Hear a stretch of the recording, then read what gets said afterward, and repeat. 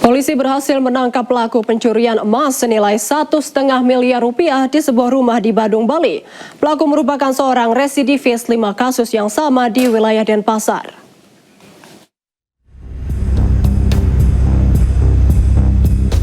5 kali berurusan dengan hukum dalam kasus pencurian tidak membuat jera pelaku berusia 45 tahun ini. Laki-laki yang kini menyandang status perempuan ini kembali ditangkap unit Reskrim Polsek Kuta. Pelaku terekam kamera CCTV di sebuah rumah di kawasan Jalan Legian Kuta pada 28 Januari lalu. Pelaku memanfaatkan kesempatan rumah dalam keadaan kosong untuk mengambil perhiasan emas senilai 1,5 miliar rupiah.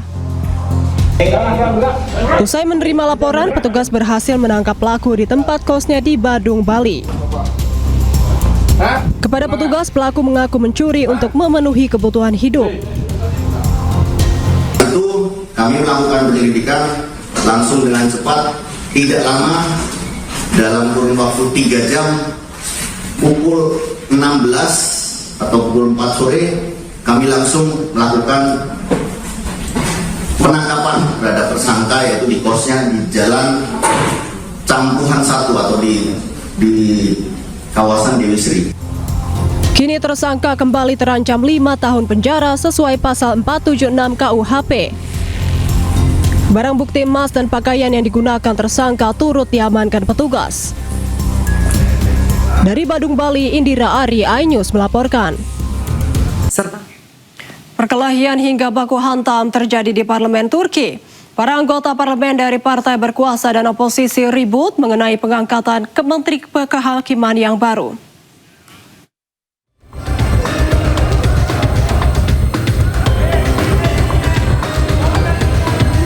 Perkelahian meletus di parlemen Turki pada hari Rabu. Keributan dipicu oleh ketegangan politik usai penunjukan Akin Gürlek sebagai Menteri Kehakiman baru pada perombakan kabinet terbaru Presiden Recep Tayyip Erdogan.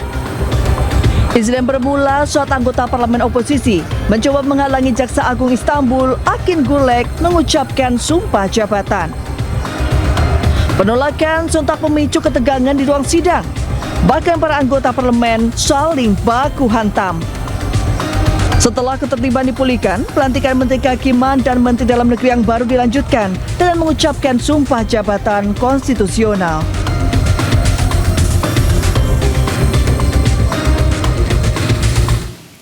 Hujan deras yang terus mengguyur Portugal memicu longsor di Costa da Caparica.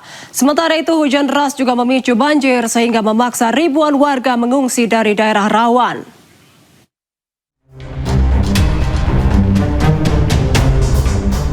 Hujan deras mengguyur Portugal selama berminggu-minggu memicu longsor di Costa da Caparica, wilayah tengah Portugal. Rekaman menunjukkan lumpur dan air menutup sebagian bangunan apartemen, merusak sebuah mobil yang terparkir, serta memblokir jalan di lereng bukit.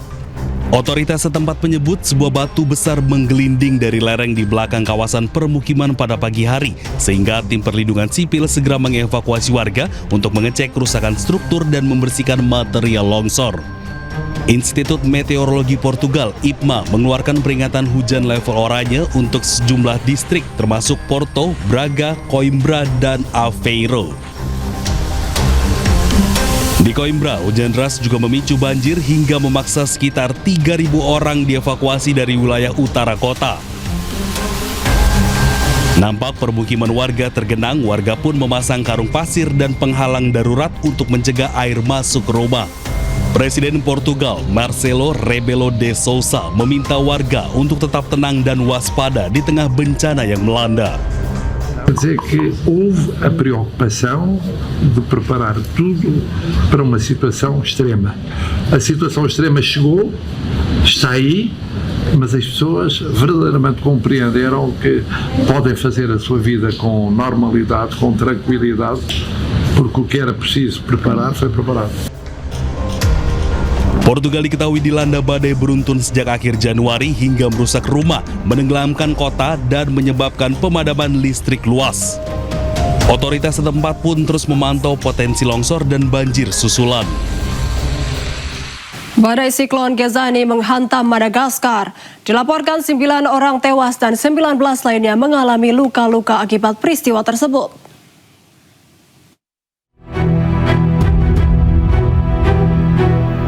Badai siklon Gegezani menerjang wilayah pesisir timur Pulau Madagaskar. Siklon Gegezani mendarat dengan kekuatan angin yang mencapai puncaknya hingga 250 km per jam. Badai dahsyat ini meninggalkan jejak kehancuran yang mengerikan dan merusak ribuan bangunan di kota pelabuhan Toamasina. Toamasina, kota terbesar kedua di Madagaskar, dilaporkan mengalami dampak paling parah. Terlihat atap rumah warga terlepas dan pepohonan tumbang menutup akses jalan.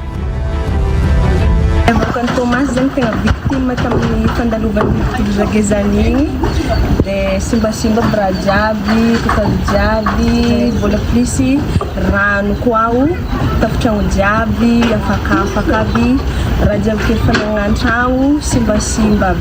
De nyes kang fangampi itu jangan cika de tanga pachka, bo ireseng si fangampi amde zamcang misi. Kantor Nasional untuk Manajemen Risiko dan Bencana menginformasi 9 korban jiwa jatuh akibat tertimpa bangunan yang runtuh, sementara 19 orang lainnya mengalami luka-luka. Otoritas mengeluarkan peringatan banjir dan longsor di sejumlah wilayah, saat pemerintah fokus pada penanganan darurat.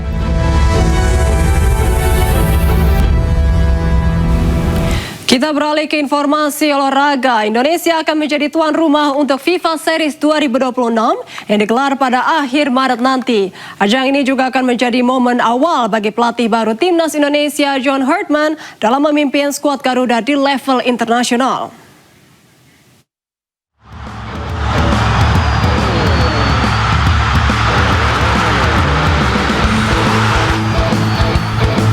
Indonesia akan menjadi tuan rumah untuk FIFA Series 2026 yang digelar pada akhir Maret di Stadion Utama Gelora Bung Karno, Jakarta.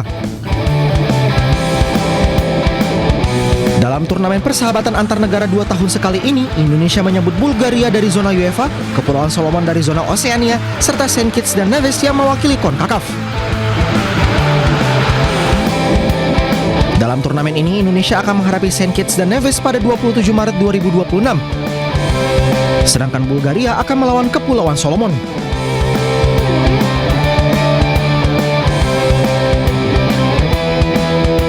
Turnamen kemudian dilanjutkan dengan laga perebutan tempat ketiga serta laga final 3 hari kemudian.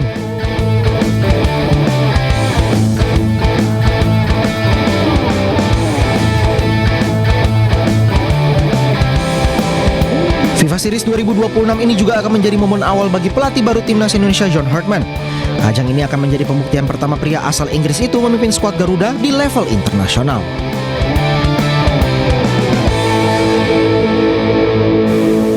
Indonesia masuk grup neraka dalam ajang Piala Asia U17 2026. Skuad Garuda Asia dikepung 3 tim yang pernah menyabet trofi juara di ajang ini. Pemirsa, usai sudah kebersamaan kita dalam iNews malam hari ini. Temukan informasi-informasi terbaru lainnya di www.inews.id. Cuplikan tayangan berita iNews dapat Anda saksikan di kanal YouTube @official_inews. Mewakili kerabat kerja yang bertugas, saya Syifa Hanifah pamit undur diri. Terima kasih, selamat malam dan sampai jumpa. 16 teams are in the hunt, with each awaiting their fate.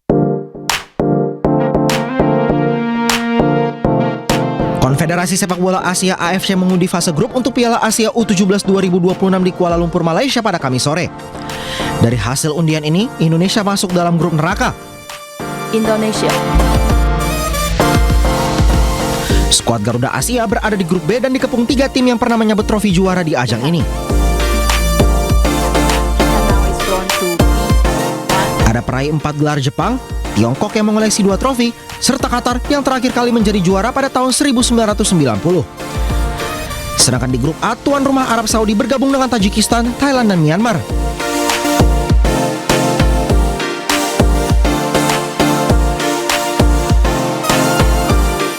Grup C dihuni Korea Selatan, Yaman, Vietnam, dan Uni Emirat Arab.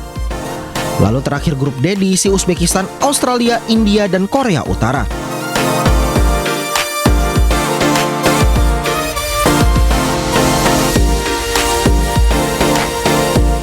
Piala Asia U17 2026 digelar pada 7 hingga 24 Mei. 16 negara terbaik Asia akan bersaing memperebutkan supremasi di level usia muda di Arab Saudi.